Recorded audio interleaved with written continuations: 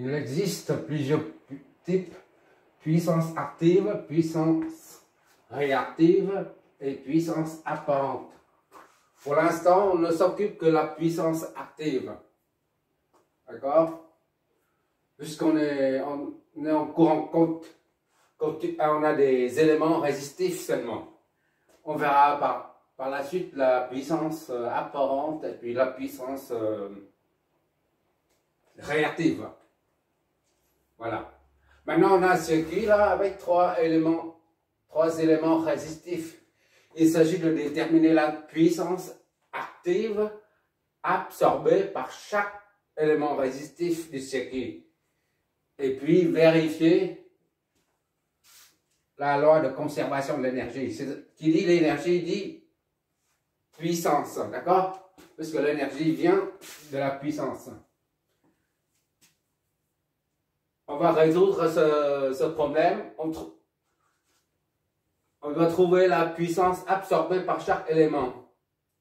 Il faut faire, on va essayer de développer une formule générale qui permet de trouver la puissance maximale absorbée par un élément résistif ou la puissance maximale fournie par une source de tension ou de courant à un élément résistif.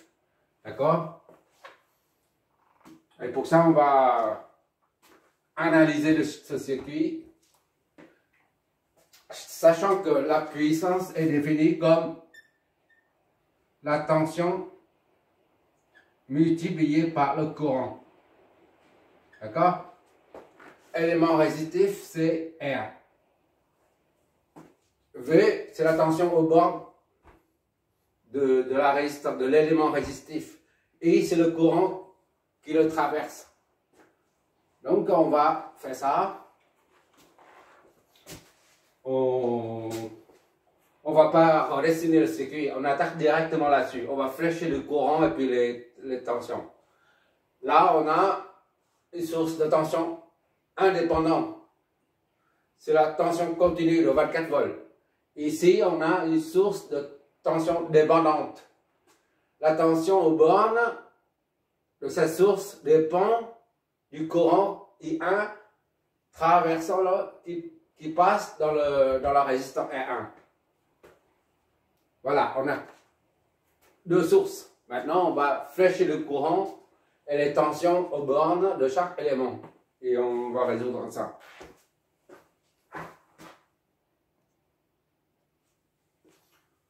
Au V, on va appeler ici là 0. Le point fixe arbitrairement choisi comme 0 volt de référence. Et après, on va numéroter les nœuds comme d'habitude. Ici, c'est A. Ici, B. Et l'autre, c'est C. D'accord? Ça, c'est la masse, c'est 0 volt. Note tout de suite, pour ne pas oublier, 0 volt. V0 est égal à 0 volt. D'accord? Maintenant, il y a un courant qui vient ici, I1. Donc, on met ici, c'est I2. On flèche le courant I2. Et enfin, I1 arrive ici. On va mettre, puisque c'est une source de tension, on va mettre I3. I3 ici. Ce n'est que des suppositions, d'accord? Le sens des courants est ainsi supposé. I3. On verra par la suite le sens réel. Pour l'instant, c'est ça.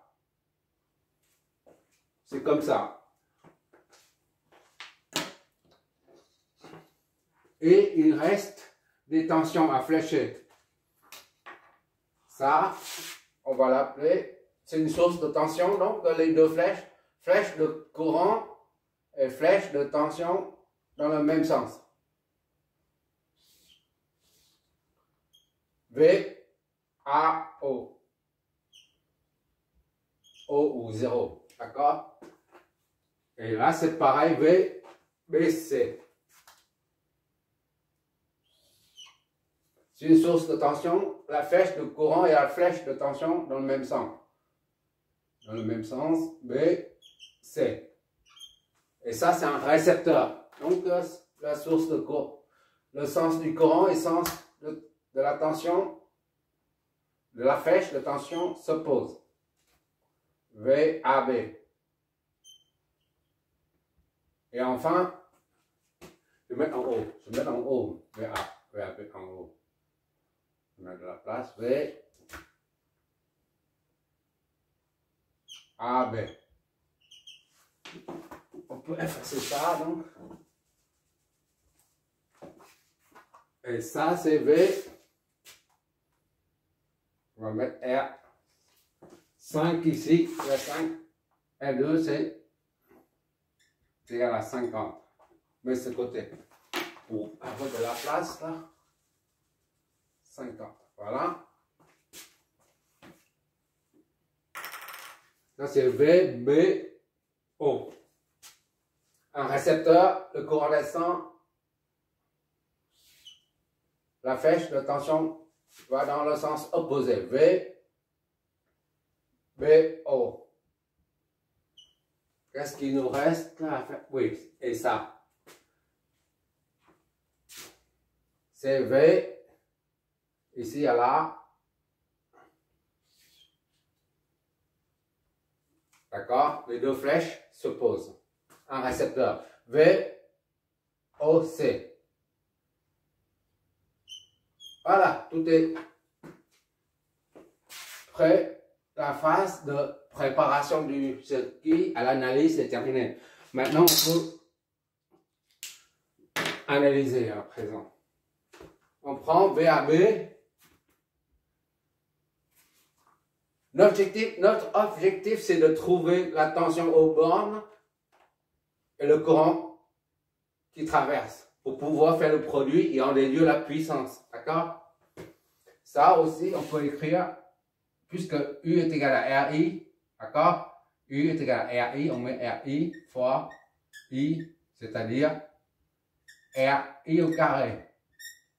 D'accord? O U carré sur R. D'accord. Ces trois formes sont identiques, dans la même puissance. D'accord? Bon, VAB, on y va. VAB est égal à, comme d'habitude, on utilise la méthode nodale. VAB est égal à VA moins VB. R1 fois I1. R1, I1. Donc, I1 est égal à V1 moins VB. VA moins VB sur R1. R1. D'accord? Ça, c'est 1. Maintenant, VBO, BO est égal à VB moins VO est égal à R2 fois I2. I2 soit I2 est égal à VB moins VO sur R2. C'est égal à VB moins VO c'est 0 sur R2. C'est-à-dire I2 est égal à VB sur R2. D'accord? C'est 2.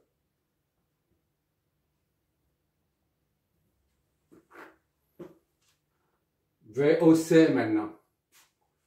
Le troisième élément, VOC.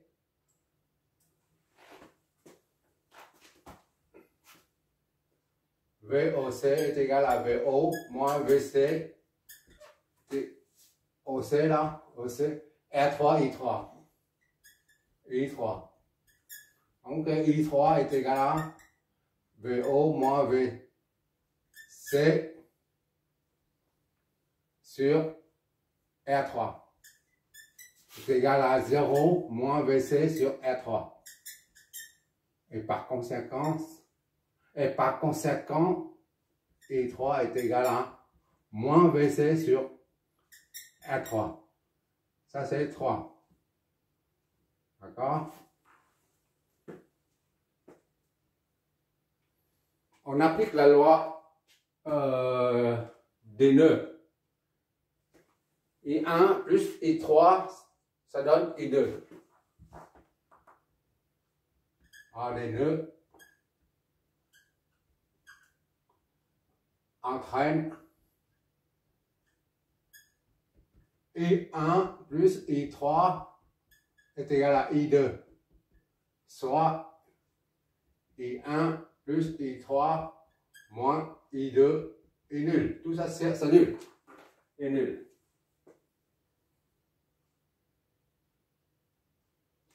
On remplace là-dedans, là, I1 et VA moins VB sur R1. D'accord? Plus I3, c'est moins VC sur R3. Moins I2, moins VB sur R2 est égal à 0. Je m'éloigne, sinon je ne vois pas.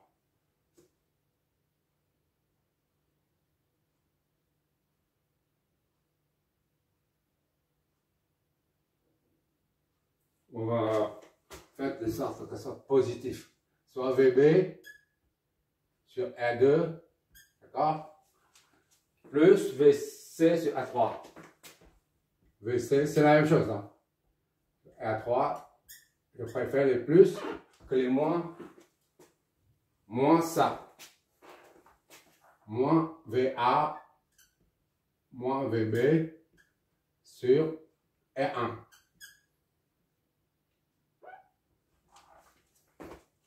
Tout ça est nul. C'est notre première équation.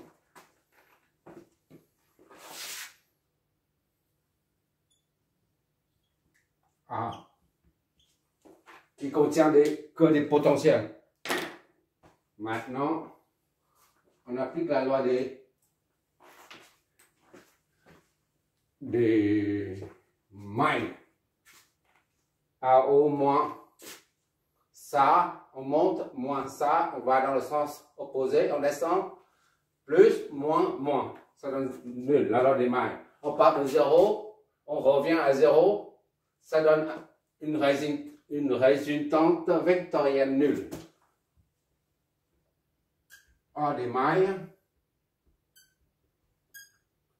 entraîne VAO.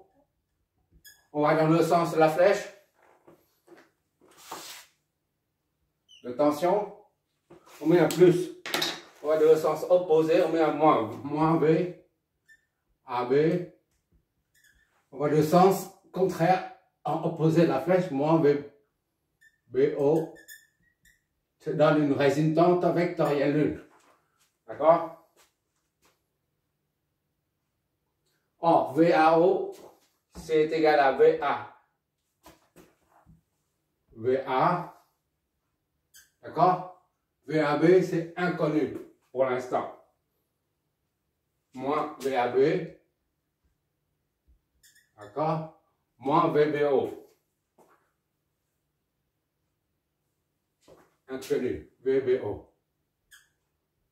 Soit est nul. VA en place là-dedans, c'est 24 moins. On va décomposer en potentiel. VA moins VB moins VB moins VO. Ça s'annule. C'est-à-dire 24, d'accord, moins VA plus VB moins VB plus VO. Tout ça s'annule. Ça, c'est 0. Parce que le potentiel au point O qui est la masse, est fixée arbitrairement à 0. Ça et ça s'annule, s'amplifie, et par conséquent, VA 24 moins VA est égal à 0. Soit VA est égal à 24 volts. D'accord? Ça, on voit, hein, si on voit visuellement. On n'a pas besoin de ce genre d'équation, normalement. Mais je préfère démontrer d'où ça vient. D'accord?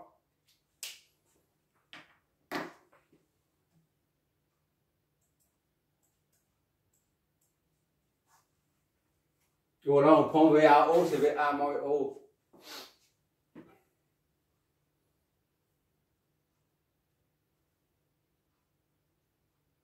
Maintenant, on prend une deuxième maille.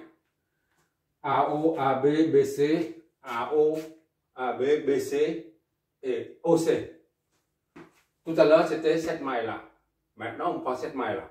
On part de 0 jusqu'à A, B, C et on revient à 0. Encore là des mailles. VAO moins VAB moins VBC ou dans le sens de VOC. Donc c'est plus VOC. OC à 0. D'accord? Soit V1 moins VAB. VAO remplace là-dedans. C'est la VA moins VAB.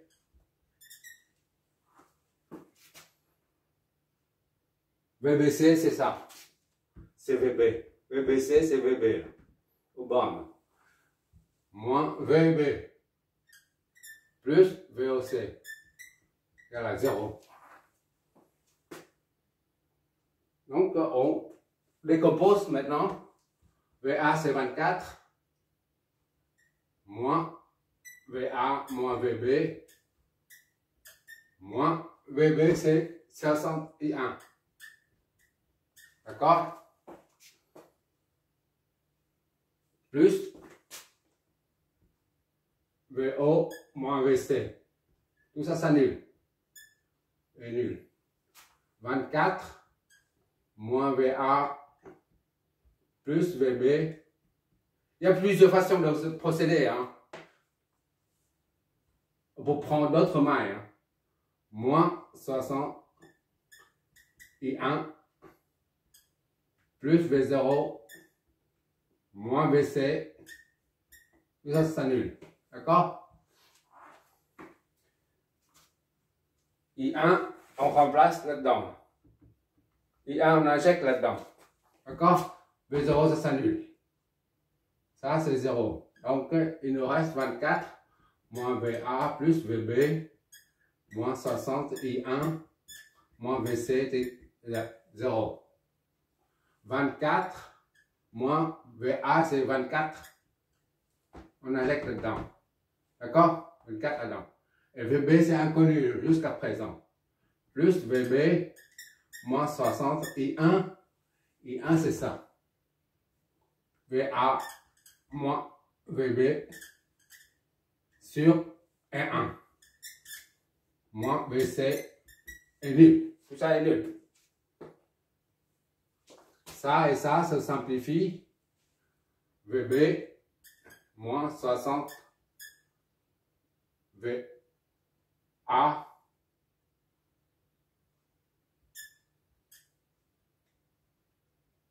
plus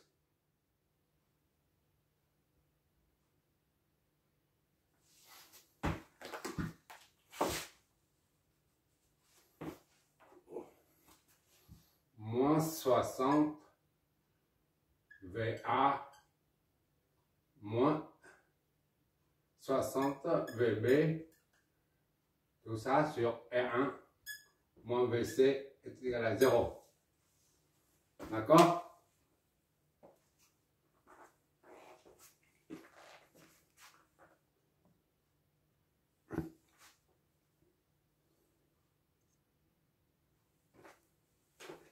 Ça, c'est VB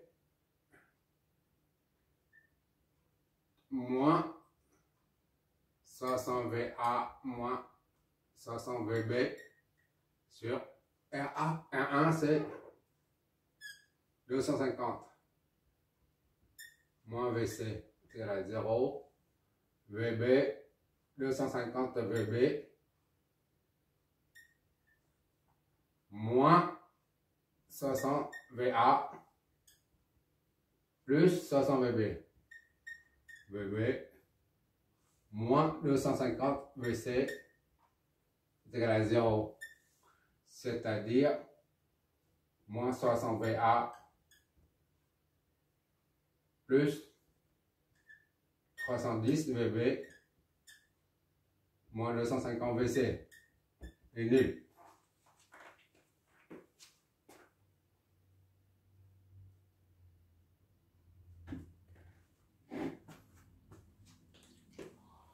Ou 500 VA moins 310 VB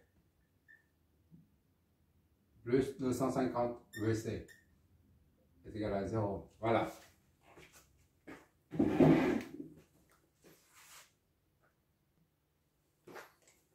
VA c'est 24, 60 fois 24 fois 24 moins 310 VB plus 250 VC. 50 VC c'est égal à 0, c'est-à-dire 60 fois 24, 1440. 310 VB plus 250 VC, 1440. Voilà.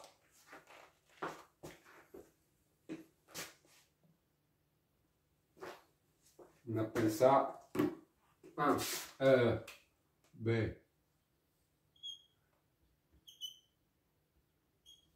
Maintenant, on remplace directement là.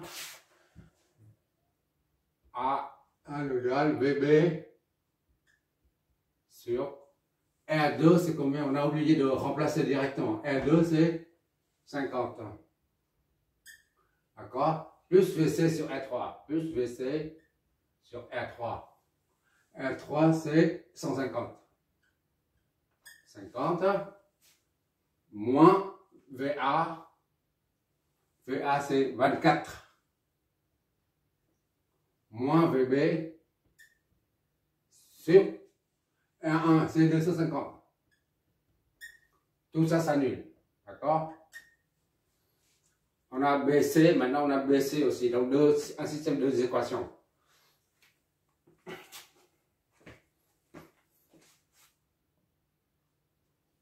On simplifie ça, ça donne pour pouvoir trouver le dénominateur commun plus vite. VB sur 5 plus VC sur 15 moins 24 moins VB sur 25 multiplié par 10, d'accord? Donc on voit ici c'est 75. C'est ça, hein, 75. Je vois toujours le tableau, j'espère.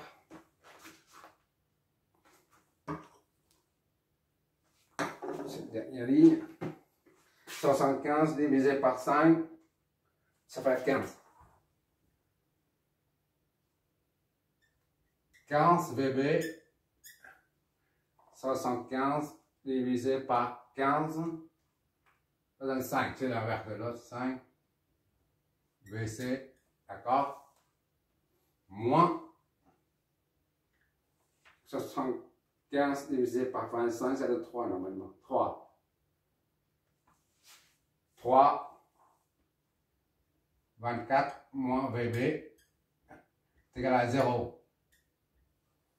D'accord? 15 VB plus 5 VC moins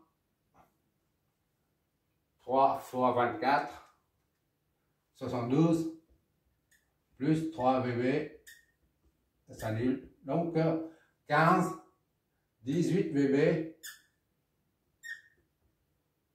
plus 5 VC est égal à 72. Voilà.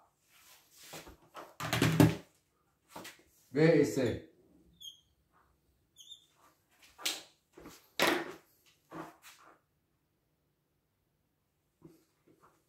On vérifie si vous ne faites pas de bêtises, ça c'est C. Il faut s'éloigner du tableau pour mieux voir. C'est bon. Ah, ça c'est une petite erreur ici. On passe ça de l'autre côté, c'est 310. Ça passe de l'autre côté, c'est moins. Seulement en s'éloignant. Moins, voilà. Sinon, on ne voit pas. Et VA fois ça. Ok, c'est bon. Je vois toujours, j'espère. Ok. La matrice formée par B et C. B, ça nous donne 310. VB moins 250 VC. VC est égal à 1440 et C nous donne 18 VB. VB plus 5 VC. VC, ça nous donne combien? 72. Donc la matrice c'est 310 moins 250, 18 et 5 fois VBVC. BBC est égal à 1440 et 72. Et par conséquent, on a VB est égal à VC est égal à. On va voir tout de suite.